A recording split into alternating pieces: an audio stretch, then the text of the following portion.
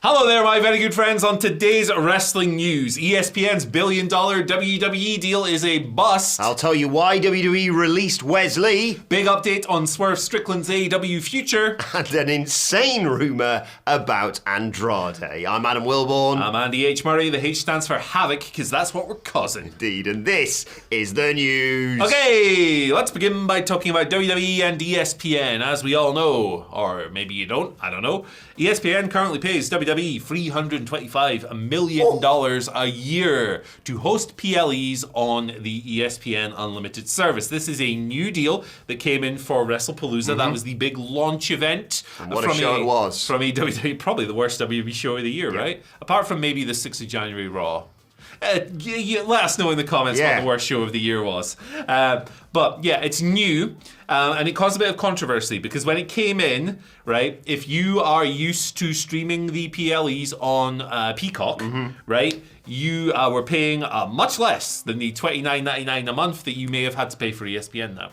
So more expense for a lot of wrestling fans. Some people get it for free depending on their cable subscription. Other people, based on their provider, suddenly they have to pay $30 a month more now. That sucks. Life's expensive, man. We're okay in the UK. We just pay our Netflix and we get everything. Raw, SmackDown. It's great. And NXT. I love the WWE Netflix deal. But if you're in the US, it's not so great. No. Sometimes, in a way. Now, $325 million a year they're earning on this. Got a new report here from Antenna, and all of this stuff is, the numbers are from Antenna. This report was compiled by Last Word on Sports.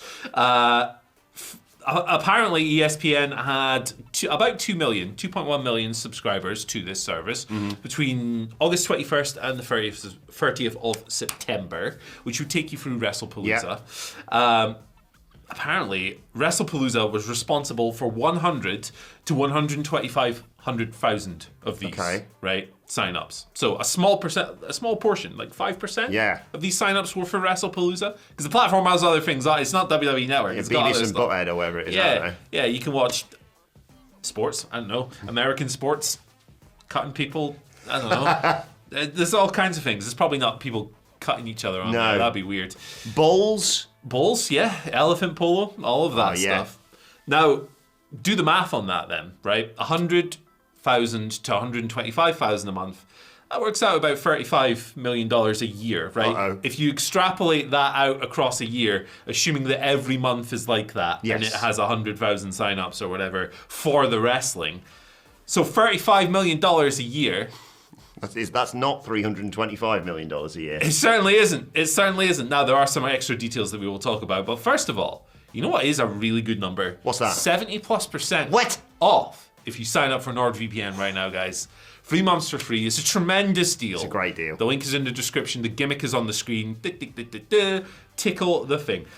We should note, right? Not every month is going to be like WrestlePalooza, right? No. The Royal Rumble will have more signups. WrestleMania is going to be quite popular. Yeah. Like WrestlePalooza, they may have tried to say it was a big, WrestleMania equivalent pay-per-view. Let's be honest, it wasn't. So there will be bigger months. And Dave Meltzer on Wrestling Observer Radio noted that ESPN do expect to lose a lot of money on this early on, but they hope down the road it will come good. That's how a lot of these streaming platforms operate. They overpay and then hope it delivers later on. They basically hope people don't cancel it, is the thing.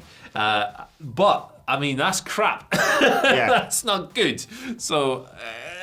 worrying signs for this deal. I mean, nothing's going to happen. WWE is happy days with them. It's good for them. They're like, hey, we got $1 million, baby. But, I mean, I suppose this is what happens, and this isn't necessarily ESPN's fault, but like, when you condition the audience for years... $9.99, $9.99, $9.99. How good's the network? And then you transition. Network was rubbish, but Peacock class. Get Peacock. $29.99. Yeah, and then you have to be like, actually, not individual pay-per-views, but like a monthly cost that will encompass the pay-per-views that previously you got for a better deal. Yeah, understandably, like you say, money's tight for most people right now. People are going to be like, do I really need this? Like you say, maybe I'll sign up for January to April, let's say. But are you that bothered about Survivor Series War Games? Maybe not. Yeah. Exactly. It's this. People will take alternative measures. This is the part of this weird, they're like this. I subscribe to a great deal of subscription services, but it is unfortunately the sort of the way the world works now, that everything's underneath that umbrella now. And you choose what you can afford based on your consumer, right? Being your habits and your choices. We have in the house Netflix, Disney, and Amazon Prime for video. That's all we need. We don't feel like we need any more than that, and that works out at probably like $50 a month, something like that. Yeah. We've got the fancy 4K thing for Netflix because it looks amazing on the nice. TV. But like from a wrestling perspective, the only one of those that is really necessary. I've got the Fight TV thing, the Triller thing for AEW as well.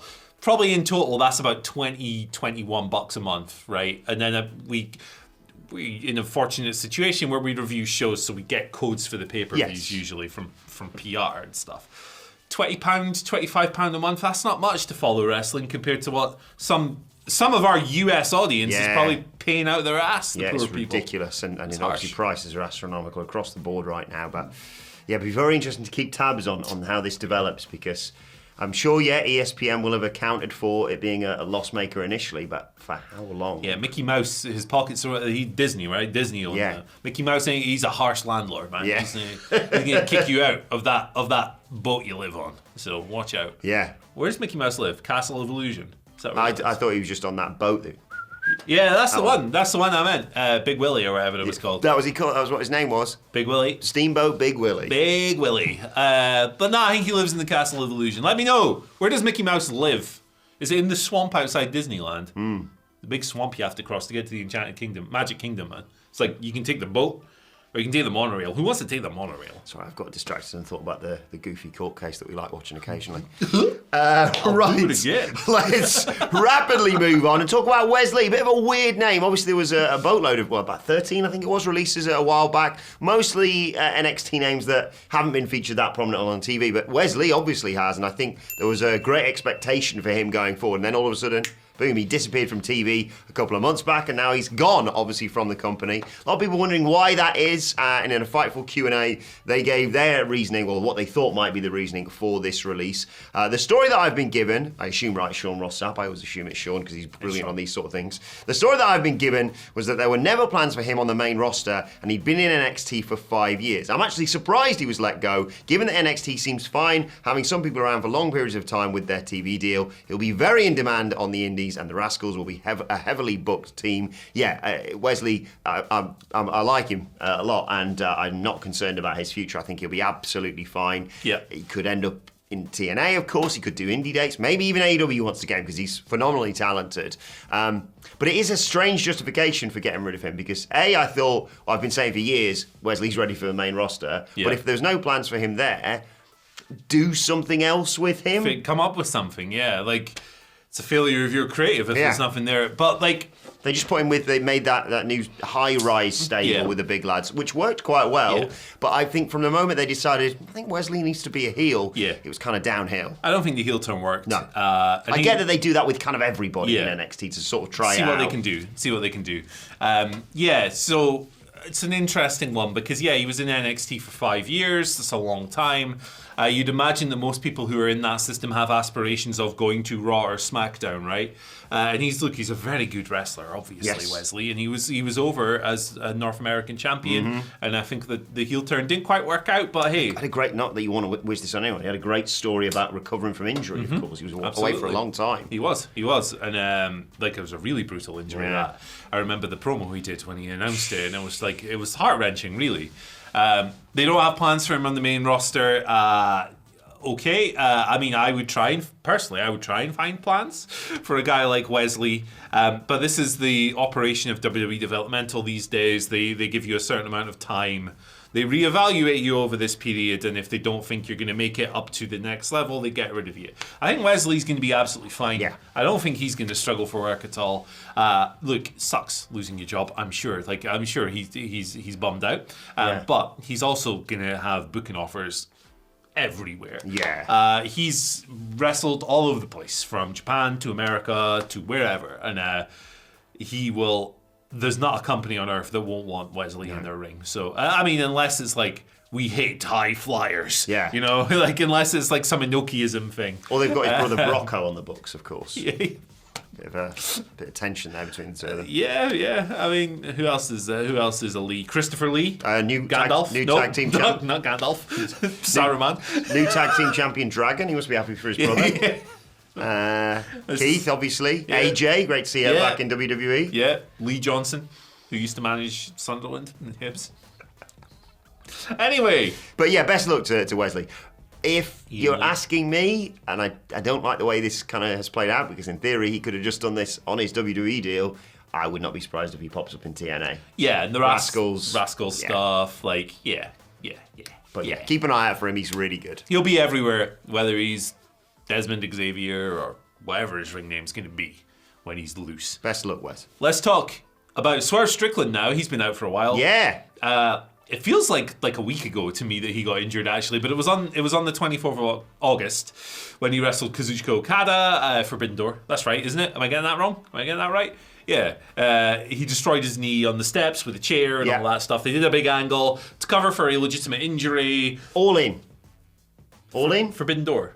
I don't know. I have no idea, man. I'm an idiot and don't remember dates. But yes, so Fightful reported at the time that he was going to be out for months and months and months and months. He'd been working with an injured meniscus since his WWE days and needed surgery, basically, or he needed to rehab it. Now, Fightful have asked about Swerve. They've asked sources recently, and as of the past weekend, there was an optimistic hope that he could be back for winter time. This would be, of course, is assuming there's no setbacks with this. Apparently December is a possibility. Nothing is set in stone, however. I think it was All In. It was. No, you're right. It's Forbidden Door. I've got confused. My brain's broken. All right. It's Forbidden Door because that was the one in England. That's right. All In, because I've got All In's the England one. No, that was in Texas. Yeah. Andy's right. Ignore me. Yeah, it wasn't at Forbidden Door, Texas this year. All right. Sorry. There we go. He's been recording recently, Swerve. He was in the studio with Raekwon the Chef recently. Oh! So that's cool. That's cool. But yeah, Swerve, a couple more months for him on the injury table. I can accept that. I'm sure AEW would love him back tomorrow. Yeah. A brilliant guy and a real key player for them, in my opinion, certainly over the last few years.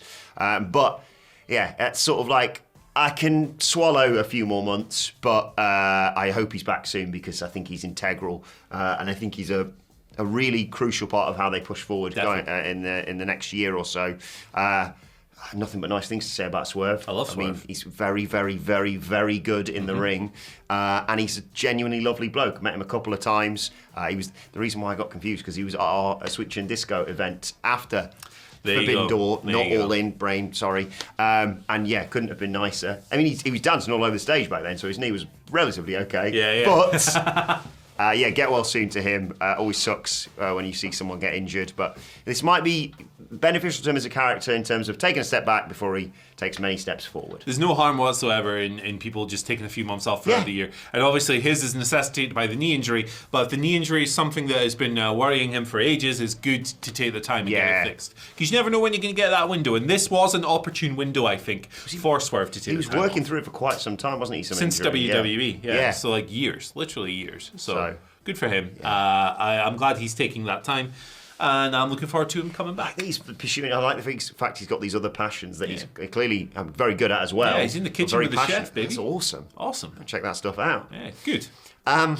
Finally. Yeah, this is mental. Do you remember when we used to do the "and finally" stories on the news? Yeah. This feels like one of them because obviously Andy and I have talked a lot about Andrade over the last few months, but in reality, certainly the last few weeks with the whole intensely leaving WWE, popping up in AEW, then the whole cease and desist. You can't do that. Legal sort of non-compete things.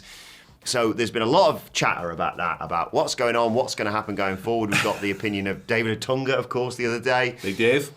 But now there's a really interesting new theory doing the rounds. I feel like I believe David Otunga slightly more than this one. Yep. Because someone, I mean, they've got a blue tick, but that means absolutely nothing, on X tweeted, gonna be wild for me to say this. This is allegedly coming from me. But is it crazy, Andy, to think Andrade may be involved in some Mexican cartel business. Yes! Or nationwide crime scheme. Yes, that is crazy. Something big's going on here. I mean, good point, Ant, asking the right questions. Andrade quickly responded.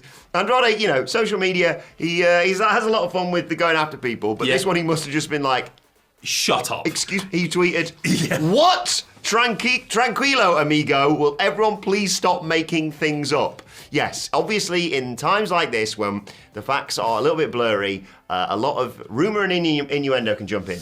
Saying he could be involved in Mexican cartel business or a nationwide crime scheme might be taking it a little bit too far. It's also a little bit racist, isn't it? Yeah. Look, there's Mexican wrestler. Oh, it must be this. Crazy. This is insane. So, everything about this is completely insane. The way the person, by the way, has now deleted their account. I checked this morning. They had a blue tick. What have they done that for? Yeah, you're going to lose out on... Do you know how hard you have to work for that? Yeah, you're going to lose out on $1 a year. Oh, my God. Yeah, is there any money in that? No. Tweeting no. This sucks. It's pennies. Okay. It's absolutely pennies. What was the phrasing there? It was, this is allegedly coming from me. What does that even mean? I'm not even confident in my own BS. Yeah, this is allegedly coming from me would mean it may have come from me. Yeah. What are you talking about? Is this like a memento thing where you've written a note and then forgotten about it and then gone, I've just read here and this posted? Yeah. And then you make up a story about a Mexican wrestler in a car. What are you doing? Yeah. What is going on online, man? This is insane. It reminds. Can we just start doing this? Actually, the real reason Andrade isn't a part of AEW right now, he's actually one of the banshees on Celebrity Traitors. Yeah, the backstage. That's allegedly coming from me, Andy. Yeah. He's allergic to chicken, and they sell us chicken and catering in AEW, so it's not there. It's insane. It reminds me, contextually, it's completely different. But the time Hugo Savinovich said that Karrion Kross was a hitman for the Mafia, it's like, what? Where are you pulling this from? I mean, I know... mean, if he was going to take me out, and I was looking at him, I definitely would say, before you do it, please can you give me one more Jester Bonaventura impression? Yeah, you're amazing. Yeah, let me go out on top. Yeah. Let me go out on top. It's insane that Andrade has to come online and address things like this. Yeah. But yeah, I mean, it's not the most insane AEW-related online activity I've seen recently. I've been taking stock of that one. But yeah, it's just when I thought, well, at least that's blown over after the weekend. Nope. Gee whiz. Sometimes it's better to just maybe put the phone down, stop tweeting. Honestly, we're all addicted to these websites, but the best advice ever is just don't tweet.